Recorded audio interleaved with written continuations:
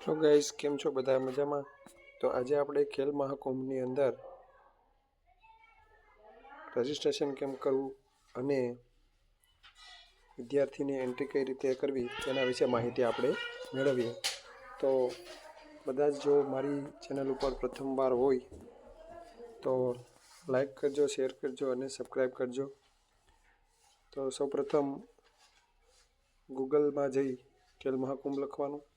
ત્યારબાદ આપણે આ રીતનું જે બોર્ડ છે એ આપણને દેખાશે. તો એમાં માનો કે રજિસ્ટ્રેશન કઈ રીતે કરવું તેના ઉપર આપણે જોઈએ. તો સૌપ્રથમ રજિસ્ટર્ડ ઉપર ક્લિક કરીએ. તેમાં લોગિન તો જો અગાઉ રજિસ્ટ્રેશન કરેલું હોય તો એમાં તમે લોગિન કરી શકશો. તેમાં તમારે પાસવર્ડ અને યુઝરનેમ તમને આપેલા જ હશે. તો એ જ છે. તો ત્યારબાદ રજિસ્ટ્રેશન કઈ રીતે કરવું, તો તેના નવું વ્યક્તિગત રજિસ્ટ્રેશન, જૂના ખેલાડી મહાકુંભ આઈડીથી વ્યક્તિગત રજિસ્ટ્રેશન, નવું ટીમનું રજિસ્ટ્રેશન. તો આ રીતે લોગિન શાળા કોલેજના રજિસ્ટ્રેશન ફોર્મ માટેનું જે ફોર્મ આપેલું છે તેમાં આપણે ક્લિક કરીએ એટલે આ રીતનું ખુલશે. હવે રજિસ્ટ્રેશનનો પ્રકાર છે તો એમાં આપણે જોઈએ તો સૌપ્રથમ માનો કે શાળા કોલેજનું છે કે તો આપણે શાળાનું કરવાનું તો શાળા અને કોલેજનું કરવાનું તો કોલેજ. અને હું શાળા તરીકે શાળાનું કરું છું. ત્યાર પછી શાળાનો ડાયસ કોડ છે. જો તમારી શાળાનો ડાયસ કોડ હોય તે ડાયસ કોડ તમારે ત્યાં લખવાનો રહેશે.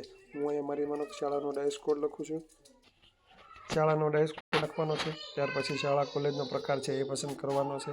શાળા કોલેજનું નામ છે તે લખવાનું છે. પ્રિન્સિપાલનું નામ, પ્રિન્સિપાલનો નંબર, પછી વ્યાયામ શિક્ષક છે એનું નામ, વ્યાયામ શિક્ષકનો મોબાઈલ નંબર, ઈમેલ એડ્રેસ અને જિલ્લો અને તાલુકો.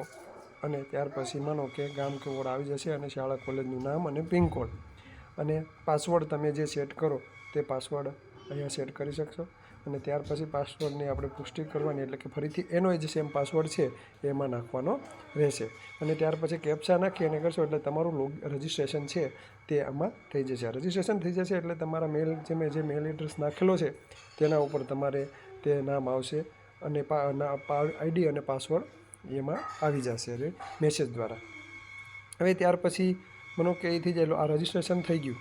રજિસ્ટ્રેશન થઈ ગયા એ જ રીતે વ્યક્તિગત રજિસ્ટ્રેશન છે તે પણ એમાં કરી શકીએ. હવે આઈડી પાસવર્ડ આવી જાય ત્યાર પછી લોગિન છે. લોગિન કરવા માટે તો આપણે જઈએ તો ઉપર લોગિન કરવાનું છે. લોગિન કઈ રીતે કરવાનું, હવે ખેલાડી વ્યક્તિગત છે જો એનું આઈડી પાસવર્ડ હોય તો એ રીતે કરવાનું. અને શાળા કોલેજનું છે તો શાળા કોલેજ સિલેક્ટ કરીએ તો અહીંયા તમે માનો કે તમારું જે આઈડી પાસવર્ડ તમારે ઓલામાં આવી ગયો છે અને કેપ્ચા છે. કેપ્ચા નાખશું આપણે. કેપ્ચા નાખી અને તમે લોગિન ઉપર કરશો એટલે તમારે જે ફોર્મ છે એ ખુલશે. આ રીતનું ખુલશે. હવે નવું ટીમનું રજિસ્ટ્રેશન અને નવું વ્યક્તિગત રજિસ્ટ્રેશન. તો રજિસ્ટ્રેશન કઈ રીતે કરવું તેના વિશે આપણે આગળ જોઈએ. તો જો નવી ટીમનું રજિસ્ટ્રેશન કરવું હોય તો આપણે તેના પર ક્લિક કરીએ તો આ રીતનું આવશે. હવે એમાં તમારે ટીમ છે, ટીમનું નામ કે તમે જે કોઈ ટીમનું નામ રાખવા માંગતા હો એ કુમાર કન્યા એ રીતનું છે.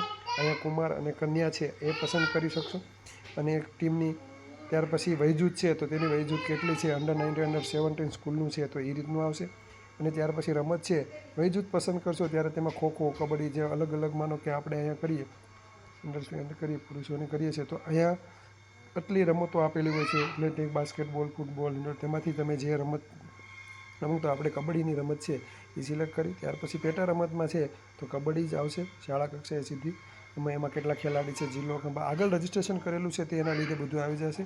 અને કે છે તો એમાં જે ફૂદડી કરેલી છે લાલ કલરની એ માહિતી છે તમારે ફરજિયાત નાખવાની છે. અહીંયા પહેલાં નામ આવશે, પિતાનું નામ, અને ત્યાર પછી અટક નાખ્યા પછી અહીંયા તમારો કે પ્લેયરની કાસ્ટ છે એ આવશે, એની જન્મ તારીખ છે એ, મેલ એડ્રેસ અને મોબાઈલ નંબર. આટલી વસ્તુ તમે નાખશો એટલે આ ટીમનું રજિસ્ટ્રેશન છે નીચે કરશો એટલે ત્યારે કેપ્ચા કરી કેપ્ચા નાખી અને સહમતિ આપી અને સબમિટ આપશો એટલે તમારું ત્યાં તે જે ટીમનું રજિસ્ટ્રેશન થઈ જશે. અને ત્યાર પછી તમારા જે બોર્ડ ઉપર રિસિપ્ટ આવી જશે. હવે એવી જ રીતે વ્યક્તિગત રજિસ્ટ્રેશન કઈ રીતે કરવું તો એના વિશે જોઈએ કે વ્યક્તિગત રજિસ્ટ્રેશન કરવા માટે આપણે જોઈએ તો તેમાં એ જ રીતનું છે. જો કે નંબર તમે ગયા વર્ષે જો વિદ્યાર્થીનું રજિસ્ટ્રેશન એમાં કરેલું છે તો એમાં તમારે ખેલ મહાકુંભની વિદ્યાર્થીની યાદી છે એ આની ઉપર જ તમને મળી જશે. અને એમાં તમે કે નંબર નાખશો તો એમાં તમારે આ નામ, અટક જે છે, અટક છે, બધું વયજૂથ છે એ કંઈ પસંદ કરવાનું રહેશે નહીં. અને ડાયરેક્ટ વિદ્યાર્થીનો બધો ડેટા એમાં આવી જશે. અને એમાં તમારે ખાલી રમત અને એ જ પસંદ કરવાની રહેશે. અને રમત પસંદ કરી અને તમે એમાં સેવ આપી શકશો. તો અહીંયા આપણે જોઈએ તો અહીંયા પહેલાં વિદ્યાર્થીનું નામ, તેના પિતાનું નામ છે.